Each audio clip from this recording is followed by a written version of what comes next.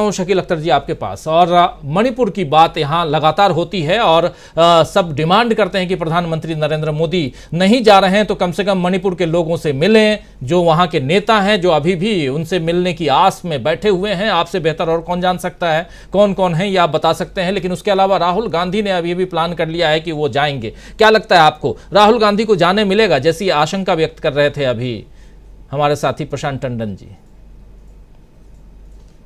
राजीव जी, आपने बहुत महत्वपूर्ण खबर सुनाई है और ये वो खबर है जिसका इंतजार लोग बहुत बेसब्री से कर रहे थे। अब स्थिति ये है कि बाजी जो है कांग्रेस के हाथ में है। कांग्रेस एजेंडा सेट कर रही है और बीजेपी जो है इसको फॉलो कर रही है। गेम चेंजर जो स्ट्रोक होता है, जिसे गोदी मीडिया हर बार मास्टर स्ट्रोक कह के बताता है बीजेपी का, वो दरअसल असली मास्टर स्ट्रोक जो है वो आज कांग्रेस ने खेला है। राहुल गांधी को वहां जाने दिया जाएगा या नहीं जाने दिया जाएगा, यह मैटर अब कोई बहुत ज्यादा महत्वपूर्ण नहीं रह जाएगा, क्योंकि जैसा कि अभी सुनील जी ने बताया कि कांग्रेस की एक टीम जो है, फैक्ट फाइंडिंग टीम कही गई थी उसको, जिसमें पूर्व सांसद अजय कुमार भी थे, और वो वहां होके आए और उन्होंने आने के बाद बताया कि हमको दरअसल कहीं पे भी मणिपुर में जाने नहीं दिया गया और हमने अपने सोर्सेस से और इम्फाल में बैठ के किसी तरह से डाटा एकत्रित किया है। तो अब 2 दिन तक ये बड़ा मजेदार सीन चलेगा और इसका फायदा निश्चित रूप से कांग्रेस को होगा और बीजेपी इस मामले में बैकफुट पर होगी। गोदी मीडिया बहुत उसको उछालने की कोशिश करेगा कि राहुल को जाना चाहिए, नहीं जाना चाहिए, राहुल क्यों जा रहे हैं, वहां स्थिति ऐसी नहीं है। लेकिन जो भी है, मणिपुर के लोगों में इससे एक आत्मविश्वास आएगा और पूरे देश को भरोसा बनेगा कि हां, देश में कोई ऐसा नेता है जो जहां पे भी समस्या होती है, चाहे कितना ही खतरा हो, चाहे उसे रोकने की कोशिश किया जाए, वो जाता है। हाथरस राहुल गांधी गए थे, लखीमपुर खीरी राहुल गांधी गए थे। आज मणिपुर में जो स्थिति है, मतलब कितने आश्चर्यजनक बात है कि प्रधानमंत्री आके अमेरिका से एयरपोर्ट में पूछ रहे हैं क्या चल रहा है, और उसके बाद कांग्रेस के अध्यक्ष खड़गे बहुत ही आश्चर्य से और व्यंग से बता रहे हैं कि आज गृह मंत्री ने, अमित शाह ने प्रधानमंत्री को मणिपुर के बारे में ब्रीफ किया। मतलब प्रधानमंत्री कहना नहीं चाहिए, ये भारत के प्रधानमंत्री है, हमारे प्रधानमंत्री है, और जो सोशल मीडिया पे लिखा जाता है वो सच साबित कर रहे हैं और एक महामानव की तरह अपने आप को बना रहे हैं कि जिन्हें इन छोटी मोटी चीजों से कोई फर्क नहीं पड़ता, जिसमें उनका कोई इंटरेस्ट नहीं है। मणिपुर को एक बड़ा स्मॉल चीज बना दी है इन्होंने। जिस तरह चीन में जो हमारे लोगों को चीन के लोग गलवान में मार के चले गए और वहां पे घुसपैठ कर ली, और जहां जमीन को दबाए हुए बैठे हैं, उसके बारे में बात नहीं करते हैं प्रधानमंत्री। उसी तरह ये अपने देश में मणिपुर में, जिसका असर पूरे नॉर्थ ईस्ट में फैलने वाला है और फैलना शुरू हो गया है, उसके बारे में बात नहीं कर रहे। पर आप सोच सकते हैं कि कितनी भयानक घटना वहां घटी है। हिंदुस्तान की आर्मी, वो आर्मी जो फर्स्ट वर्ल्ड वॉर में भी हिंदुस्तान का सिपाही इतना वीर था, जिसको अभी में जाके प्रधानमंत्री लेके आए हैं।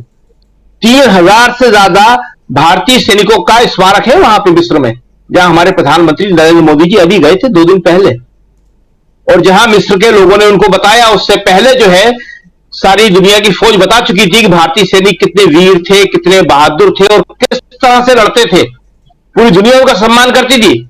उस भारतीय सेना से वहां पे 15 लोगों को लोग छुड़ा के ले गए, और सेना, जाहिर है कि सेना के सामने सब बड़ी मजबूरी है, बड़ी परेशानी है। इसमें सेना का कोई दोष है, सेना कहीं कोई पार्टी नहीं है। यही भाजपा हमेशा एक मांग करती रहती थी, कहती थी कि सेना को खुली छूट दे दो। हम सब ने 2014 से पहले खूब सुना है, मीडिया बड़े बड़े हेडिंग लगाता था।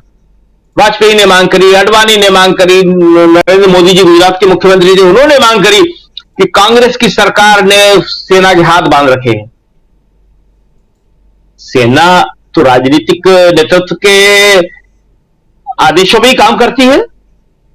आज मणिपुर के अंदर पहली बार ऐसा हुआ, पूरे देश में पहली बार ऐसा हुआ कि सेना को उन लोगों को छोड़ना पड़ा। तो आज की स्थिति मणिपुर की इतनी खराब है कि वहां से जो कांग्रेस का फैक्ट फाइंडिंग दल गया था, जब वो लूटा तो उसने बताया था कि वहां गृह युद्ध हो रहा है, जो आज सबने स्वीकार कर लिया। उस वक्त तो कोई मानने को तैयार नहीं था, और कांग्रेस के लोगों के शब्द थे कि ये सूडान और लेबनान बन रहा है। सोचिए कितनी गंभीर स्थिति है वहां पे, और अभी तक मोदी जी ने एक शब्द नहीं बोला उसके बारे में। जाना तो बहुत दूर की बात है, ये कहीं से भी ये नहीं आया कि वो चिंतित है उसके बारे में। और जैसा कि आज हमारे सारे साथी बता रहे थे, वो सही बात है, बिल्कुल सही बात है कि आते ही वहां से उन्हें सीधे मणिपुर जाना चाहिए था, और भोपाल में जाके हिंदू मुसलमान कर रहे हैं वो वहां पे। तो राहुल गांधी का जो ये कदम है, इसने इंदिरा गांधी के उसी टाइम की याद दिला दी जब इंदिरा गांधी एजेंडा सेट करती थी और विपक्ष उसके पीछे पीछे चलता था। लेकिन फर्क बस इतना है कि इंदिरा गांधी पावर में होकर एजेंडा सेट करती थी और राहुल गांधी ने विपक्ष में रहते हुए एजेंडा सेट कर दिया। अब मोदी जी को निश्चित रूप से बोलना पड़ेगा, आज बोले या कल बोले। और गोदी मीडिया के लिए एक बहुत बड़ी मुसीबत खड़ी कर दी है कि गोदी मीडिया मणिपुर के मामले में अब बीजेपी की सरकार को किस तरह डिफेंड करे और राहुल पे किस तरह नए से नए आरोप लगाए। वो भी शुरू हो जाएगा थोड़ी देर में। अभी 9 बजे से सारे, अभी 8 बजे से भी हो गई होंगी, और 9 बजे सारी डिबेट शुरू हो जाएंगी, और जिसमें राहुल के इस कदम के ऊपर भारी आलोचना की जाएगी। मगर राहुल ने वही किया जो एक विपक्ष के नेता को करना चाहिए। और राहुल में ये जो हिम्मत आई है, राहुल ने ये जो इनिशिएटिव लिया है, पहल लिया है, इसका एक बहुत बड़ा कारण यह है कि उन्हें विपक्ष के नेताओं का, सारे विपक्षी दलों का जो एंडोर्समेंट मिला है, जो समर्थन मिला है पटना से, वो एक बहुत बड़ी ताकत। राहुल गांधी आज विपक्ष के एक ऐसे सर्वमान्य नेता के तौर पे स्थापित हो गए हैं, और न केवल विपक्ष के, हम तो ये कहेंगे कि राष्ट्रीय नेता के तौर पर भी, क्योंकि मणिपुर एक राष्ट्रीय समस्या है, बहुत बड़ी समस्या है, देश की एकता और अखंडता के लिए बहुत बड़ा सवाल है। ये नॉर्थ ईस्ट सीमाई प्रदेश है, सारा का सारा सीमावर्ती इलाका है। वहां ऐसी स्थितियां हो, 2 महीने हो जाए, वहां पे 150 से ज्यादा लोग मर जाए, और मतलब लोग आके आर्मी से हथियार छीन के ले जाएं, आदमी से अपने आदमी छुड़ा के ले जाएं। एक जाति समूह इतना ज्यादा असुरक्षित हो कि वो सिर्फ अपने जाति समूह में ही रह सकता है, उसके अफसर जो है अपने जाति समूह में ही रह सकते हैं, जो केंद्रीय मंत्री है उनका घर सुरक्षित नहीं है, राज्य के मंत्री है उनका घर सुरक्षित नहीं है, वहां के मुख्यमंत्री ये कह रहे हैं कि कोई सुरक्षित नहीं है, और प्रधानमंत्री मौन है। और आरोप लगता था कि मनमोहन मौन है। मनमोहन सिंह ने तो कह दिया था कि इतिहास मेरा न्याय करेगा, और इतिहास वो न्याय कर रहा है। आज हिंदुस्तान में ही नहीं, अभी अमेरिका हमारे प्रधानमंत्री जी होके आए तो वहां के मीडिया के और ओबामा साहब से लेके और सारे डिप्लोमेट मनमोहन सिंह की शराफत को, उनकी विद्वता को, और उनके किस तरह से विश्व दृष्टि थी उनके पास, उसको याद कर रहे हैं। बिल्कुल। आज भारत की स्थिति जो है, हम विश्वगुरु तो कहते हैं, लेकिन वो दुनिया की निगाहों में कोई बहुत अच्छी नहीं होने जा रही है।